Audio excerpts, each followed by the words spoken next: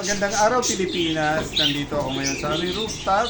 Yan, para ipakita uli sa inyo kung paano maglagay ng singsing ng kalapate. Ayan, may dalawang inakay ako dito. Ayan, ito yung dalawang inakay.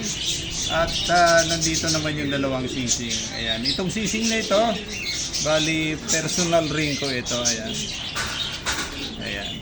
Maglalagay tayo ng singsing ngayon. Ayan. Yan, sa paglalagay ng singsing, kukunin nyo lang yung tatlong pinakadaliri niya. Ayan. Ipapasok nyo yung singsing. Ayan. Tapos may natirang isa. Ayan. Hihilain yung ganyan. At yung isa, gaganyan nyo lang. Ayan. Ayan na yung singsing. At ito pa yung pangalawa. Ayan. Ito yung singsing. Same procedure.